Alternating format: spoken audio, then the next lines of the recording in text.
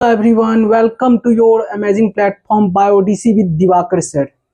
आज हम लोग काफ़ी इम्पोर्टेंट चैप्टर जो बायोलॉजिकल क्लासिफिकेशंस का है, वायरस।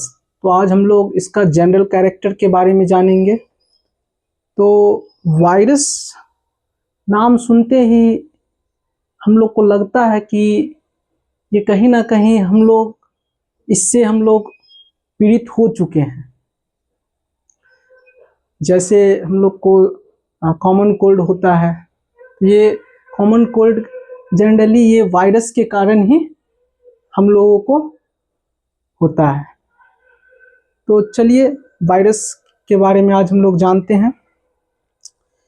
देखिए, विटेकर ने, जो आर.एच. विटेकर थे, विटेकर ने जब 5 किंगडम क्लासिफिकेशंस के बारे में बताया था, तो उन्होंने कुछ ऐसे जीव थे उसमें, जैसे वायरस हो गया, प्रियॉन्स हो गया, वायरोइड्स हो गया, तो ये सभी, ये लाइकेन हो गया, ये सभी चीज़ों का उन्होंने जिक्र नहीं किया। तो ये सभी चीज़ क्यों नहीं जिक्र किया? क्योंकि ये एसेल्यूलर थे, इसीलिए उन्होंने एसेल्यूलर को अपने किंगडम में स्थान नहीं दिए। फिर जैसे जैसे समय बीतता गया, अलग अलग साइंटिस्ट आए और उस पे काम किए। हम सब सामान्य, जैसे हम लोग कहें ना कि हम लोग जो सर्दी हो जाती है, सर्दी या जुकाम हो जाती है, उससे तो हम लोग पहले से भी पीड़ित हैं।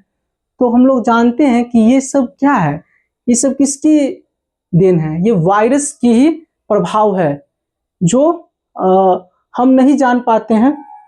बहुत आदमी जो होते हैं जो नहीं जान पाते हैं, लेकिन ये एक वायरल डिजीज ही होते हैं। तो वास्तव में जो भी जीवित प्राणी हैं, जीवित प्राणी जो भी हैं, तो वो ना कहीं वो इस चीज से जूझते रहते हैं। चलिए स्टार्ट करते हैं। वायरस, वायरस जो है, वायरस का मतलब होता है वेनम। वेनम जो है, सबसे पहले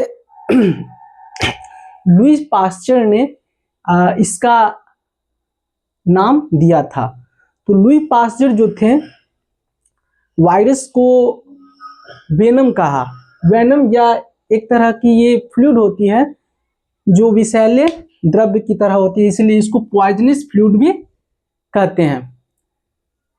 not truly living, not truly living कहने का सेंस ये है कि वास्तव में जो वायरस होते हैं वो जीवित प्राणी नहीं होते हैं। ये नॉन सेल्यूलर ऑर्गेनिज्म, यानी उनमें कोशिका बिल्कुल नहीं होती है। इनकी खास ये विशेषता होती है कि जीवित कोशिका के बाहर ये क्या होती है? इनर्ट होती है, यानी निष्क्रिय रहती है। और निष्क्रिय के साथ साथ ये क्रिस्टलाइन फॉर्म में भी ये पाई जाती है। और जैसे ही कोई होस्ट बॉडी या होस्ट सेल यदि के अंदर ये प्रवेश कर जाते हैं, तो जो होस्ट सेल है उसकी मशीनरी पर वो नियंत्रण कर लेती है, और वो अपने जैसे कितने प्रतिलिपियां, यानी रेप्लिकेशंस के माध्यम से वो अपनी संख्या को क्या करते हैं? होस्ट सेल में बढ़ा लेते हैं। और होस्ट सेल में जैसे ही उसकी संख्या बढ़ेगी, तो जो होस्ट सेल का इम्यून सिस्टम होता है, वो इम्यून सिस्टम फिर वो अपना कब्जा जमा लेता है, जिसके कारण जो होस्ट सेल होते हैं वो मर जाते हैं। और वो होस्ट सेल जैसे ही मरते हैं, फिर नए होस्ट सेल में वो आगे प्रवेश कर जाते हैं। तो इस तरह ये जैसे बाहर होते हैं, तो बाहर ये निष्क्रिय हैं, यानी ये इनर्ट फॉर्म में होंगे, यानी ये नॉन सेल्यूलर, यानी ये क्या होंगे? निर्जीव होंगे। और जैसे ही होस्ट सेल में आएंगे, होस्ट बॉडी मिल जाएगी, तो ये जीवित हो जाते हैं। तो इसीलिए कहा गया है नॉट ट्रूली लिविंग। ये हालांकि एनसीईआरटी भी पूछ रही है कि क्या वायरस जीवित है या निर्जीव है। तो जब वो बाहर है तो वो निर्जीव है, और जैसे ही होस्ट सेल के अंदर आ जाती है तो वो क्या हो जाती है, सॉरी, जब बाहर है तो वो निर्जीव, और जैसे ही होस्ट सेल में आ जाएगी तो वो जीवित हो जाती है, यानी सजीव हो जाती है। तो इसीलिए ये नॉट ट्रूली लिविंग है। और ये एसेल्यूलर है, इसीलिए इसको RH विटेकर ने इसको अपने किंगडम 5 किंगडम क्लासिफिकेशन में ये 2-3 जो चीज थे जो एसेल्यूलर थे, जो अकोशिकीय थे, उसको अपने किंगडम में ये शामिल नहीं किए। तो इसीलिए ये याद रखेंगे कि ये एसेल्यूलर होंगे।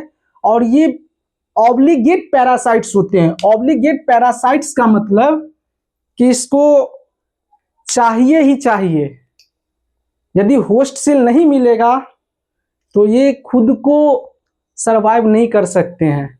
खुद की संख्या को रेप्लिकेट करके वो इंक्रीज नहीं कर सकते। तो इसीलिए ये क्या होंगे, ऑब्लिगेट पैरासाइट्स होंगे। ऑब्लिगेट पैरासाइट्स का मतलब ही होता है कि उसको होस्ट बॉडी चाहिए ही चाहिए किसी भी हाल में।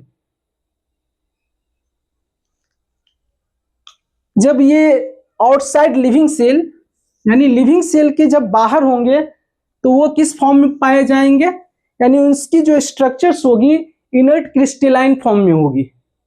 और जैसे ही कोई लिविंग सेल मिल गए, यानी इनसाइड लिविंग सेल, वो take over the machinery of host cell to replicate themselves and kill the host.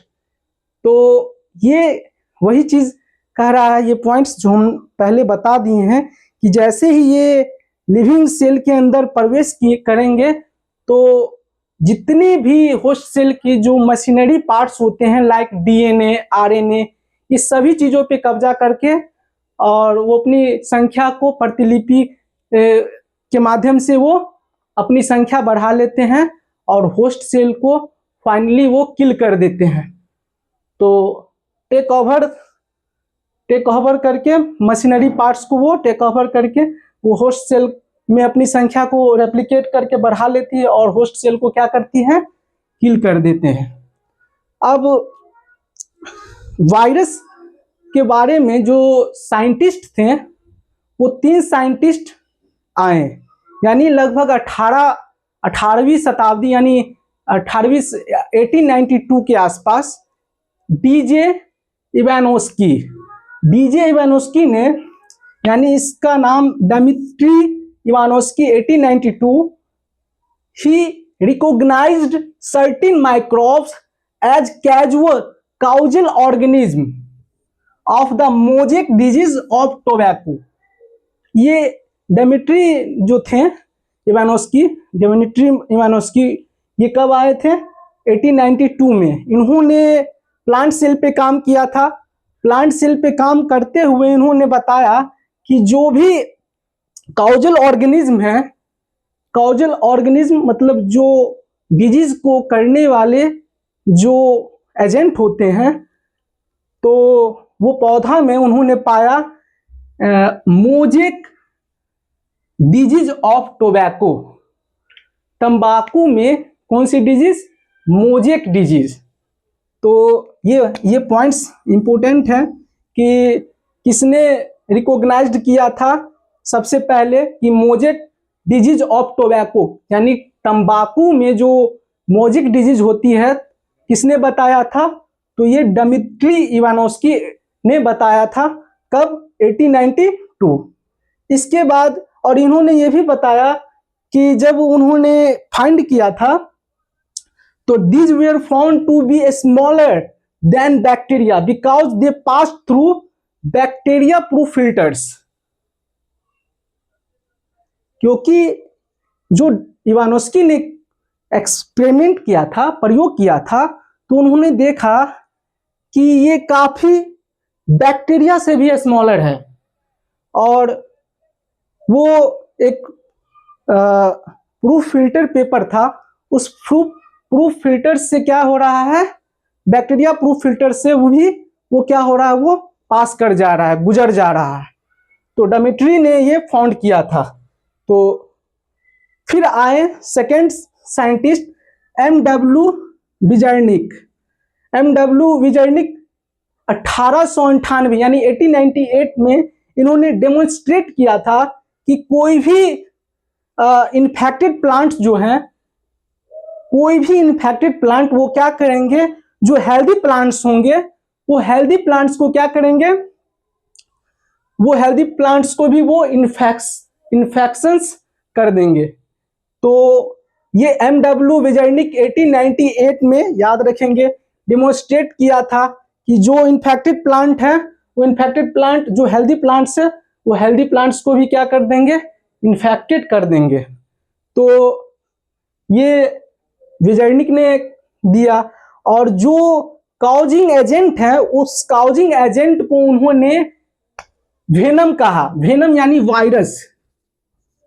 उस काउजिंग एजेंट को क्या कहा, जिससे कोई इन्फेक्टेड प्लांट्स है ना, कोई हेल्दी प्लांट्स को इन्फेक्ट कर रहा है, तो उस काउजिंग एजेंट को क्या कहा, वायरस कह दिया। और जिस फ्लूइड्स के माध्यम से वो हेल्दी प्लांट्स को इन्फेक्ट किया, उस फ्लूइड को कंटेजियम वाइवम फ्लूइडियम कहा, यानी पॉइजनस लिविंग फ्लूइड, या इसी को इन्फेक्शियस लिविंग फ्लूइड भी नाम दे दिया। इसके बाद जो साइंटिस्ट आए, WM स्टानले 1935 यानी 1935 में WM स्टानले ने दर्शाया कि वायरस जो होते हैं वो क्रिस्टलाइन रूप में भी पाए जाते हैं। यानी इन्होंने बताया कि crystallised and crystal consist largely of protein, और ये जो क्रिस्टल फॉर्म में होते हैं, यानी बड़े अमाउंट में प्रोटीन के ये क्या होते हैं, बने होते हैं। तो WM स्टानले 1935 इन्होंने बताया कि वायरस जो होते हैं वो क्रिस्टलाइज रूप में भी खुद को बदल लेता है, और ये क्या चीज का बना होता है, मुख्यतः प्रोटीन की बनी होती है। इसमें इन्होंने ये भी साबित किया कि वायरस जो होते हैं जीवित कोशिकाओं के बाहर वो इनर्ट फॉर्म में होते हैं, और केवल जीवित कोशिका के अंदर ये क्या होते हैं, एक्टिव होते हैं। इसीलिए इसे ऑब्लिगेट पैरासाइट्स की संज्ञा भी दिया गया।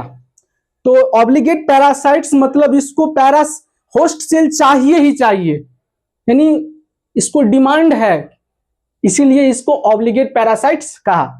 तो आशा करते हैं कि आप लोग को आज का वीडियो समझ में आया होगा। इसके बाद जो हम लोग नेक्स्ट लेक्चर लाएंगे, वायरस के स्ट्रक्चर्स के बारे में जानेंगे।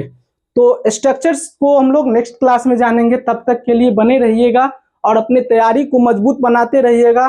धन्यवाद।